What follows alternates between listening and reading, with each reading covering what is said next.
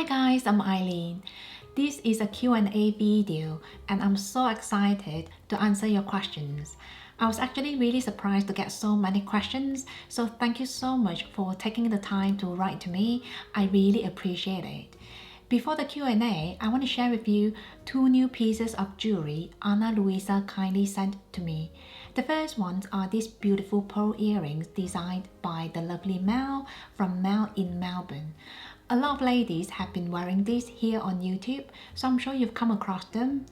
These are handmade and gold plated, and they come with these beautiful Swarovski pearls. At first, I thought they might look a bit too big on me, but they actually look really nice in person.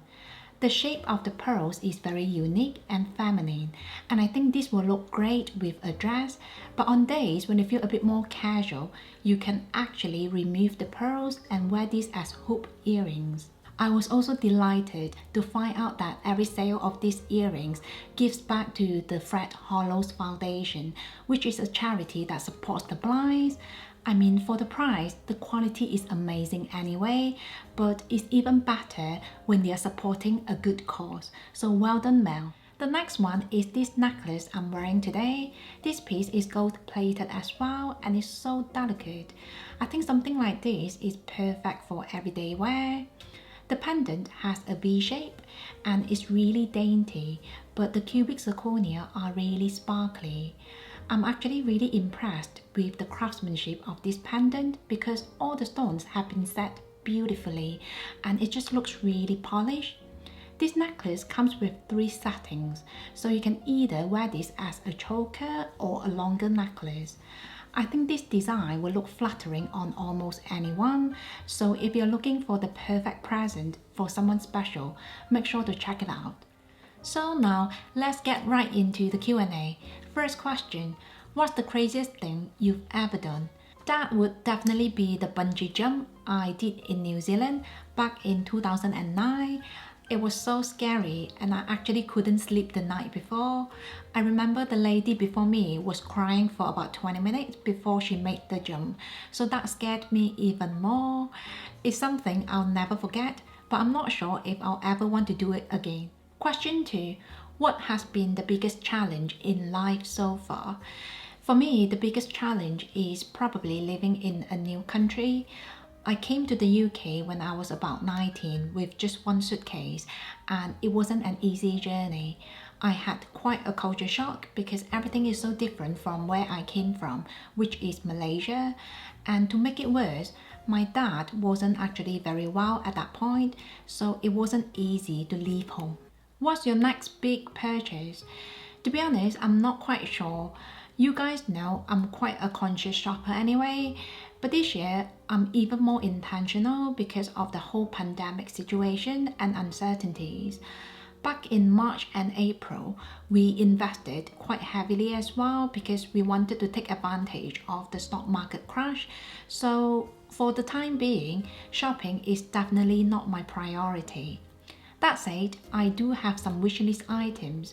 For example, I would really love a Birkin 25 and probably a pair of earrings. So if something perfect comes along, I might buy it.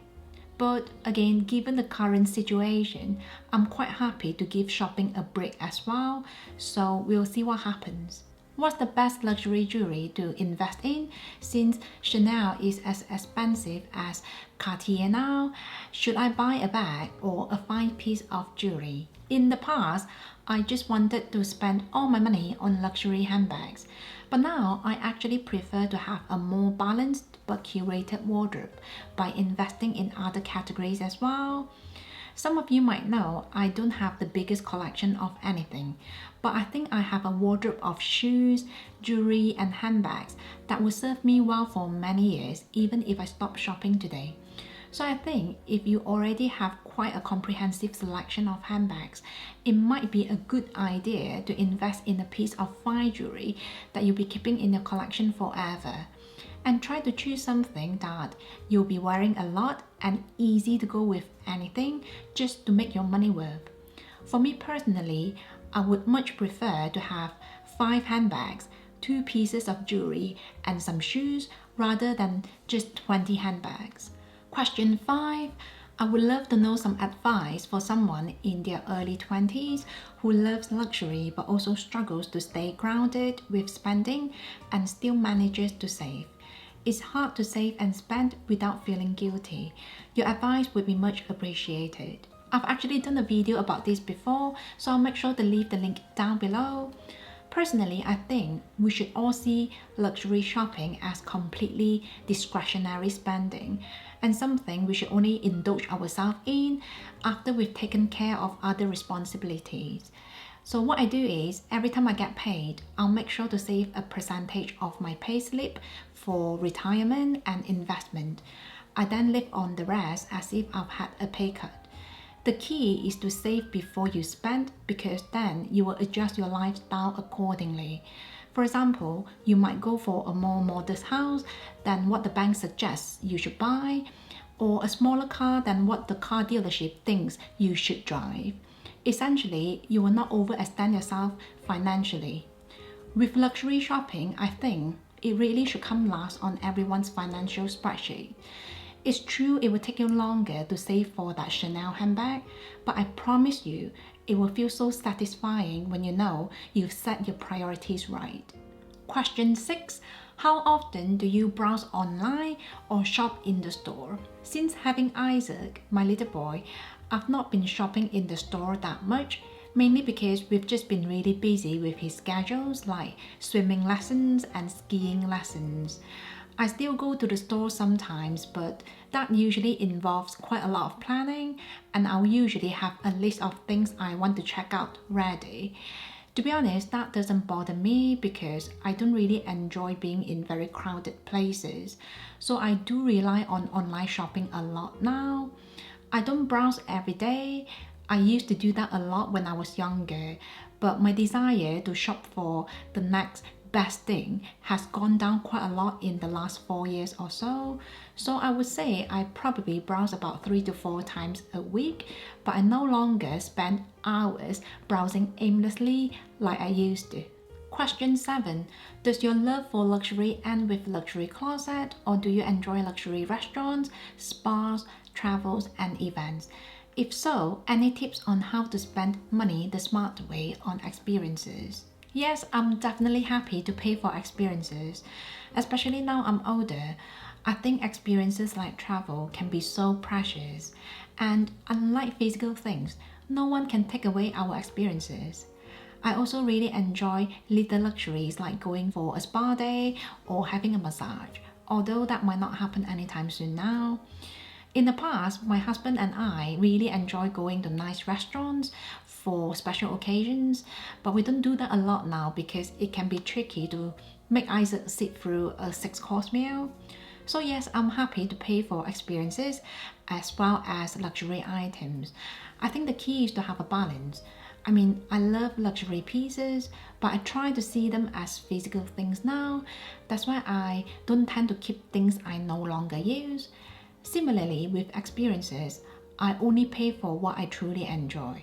So for example, I will not spend a fortune on a concert ticket because again, I just don't like being in crowded places. But I'm quite happy to pay for a helicopter ride when I'm away on a holiday in a new city. So for me, it's really just about being intentional on every aspect of my spending. Question 8. What do you think about fake luxury? I don't support fake luxury or counterfeit. I know how people talk about super fakes can be very well made and cost a fraction of the price, but ultimately it is an industry based on copyright infringement. I've also seen some documentaries about what goes on behind the scene, and in some countries this can involve very poor working conditions for the workers and even child labor. But I have to say, I was actually quite oblivious to this until I started looking into it. Now, I can understand not everyone has the budget for luxury shopping, but I believe in buying the best quality at every price range. So, for example, Everlane is a fantastic mid-range brand with very well-made pieces and ethical ethos. So I think it's fair to say we now have many amazing and more affordable options. So there's really no need to support fake luxury. Question 9. What do you think about the young generations now becoming the logo generation, asking for luxury items for birthday and Christmas? Growing up, I always knew I liked beautiful things, but I never had the privilege to buy anything luxury. In a way, that gave me the mentality that I need to work hard for anything I want. So I think it's perfectly fine for anyone to love luxury shopping as long as he or she has worked for it. So I personally would avoid gifting luxury items, especially for people who are not actually working yet. I've read the book The Millionaire Next Door, and the author suggested the best gift parents can give to their children is education, because we are investing for them to be self-sufficient and financially independent. Another gift is lifelong investment, but this should only be gifted to the child when he or she has proven to be financially stable and independent. Personally, I would prefer to direct my resources to these areas, although I am aware things will be harder when Isaac becomes a teenager. Question 10. It would be great if you give us some thoughts about how to deal with judgment when it comes to buying luxury items, especially from really close family members like parents or in-laws, or people you can't avoid like co-workers. I try to avoid using luxury items around some people, frankly, to not deal with their judgment. I've had very similar experience because no one from my family is into luxury shopping. So they often wonder why I would spend so much on a pair of shoes or a handbag. In the past, I would feel very conscious and even guilty wearing expensive pieces in their presence. But now I feel like I shouldn't have to feel that way because I've worked hard for everything I own. I love luxury shopping, but I make sure to take care of other responsibilities first, and I never get into that. So just because they cannot understand my passion, it doesn't mean I have to give up on it. Having said that, I do recognize sometimes it's appropriate to be a bit more low-key. So for example, if I'm going for a job interview today, I would want me to be the main focus for the interviewers and not my accessories. Essentially, I recognize people can have different values and perceptions, so I try not to focus on what other people say about me or my collections, but it has taken me a long time to get to this. Question 11. Do you buy luxury with your kids present? How to prevent your kids from becoming brand obsessed? Never thought of this issue until one of my kids started asking for expensive stuff. I don't dress them in luxury. I try to teach them to appreciate what they have in life and the value of hard work. But she probably picked up on some of the conversations between me and my husband. I've stopped buying or discussing luxury in front of them since. Usually, when I do luxury shopping in the store, it's like a rare day out for me and my husband anyway, and sometimes my in-laws would kindly offer to look after Isaac, so I just drop him off. Occasionally, Isaac would tag along, and my husband would just bring him to a bookshop or a toy shop just to keep him entertained while I do my shopping. The last 2 times we were at Hermes, he was with us the whole time and he was just really chatty to everyone in the store. I did have a little think after that, and my husband and I came to the conclusion we should reduce that kind of exposure to him in the future. And just like yourself, we are now being very careful with our conversations. So for example, if I see a nice car on the road, I will try not to make any comment or compliment because I don't want to influence his perceptions about nice things. But parenting is never easy, and I'm still learning every day. Question 12. Is it necessary to have designer clothes to look sophisticated and classy? I don't think you need to dress in designer brands from head to toe to look good. For my own wardrobe, I splurge on some departments, but I certainly save on other areas. For example, I will not spend a fortune on designer t-shirts, but I don't mind splurging a bit on a good quality coat. I also love buying luxury flat shoes, but I'm not ready to get designer trainers. So I think the key is to identify your saves and splurges when creating your ideal wardrobe. I've actually done a video about this before, so I'll make sure to leave the link down below. Question 13. Is your husband completely on board with your Hermes purchases?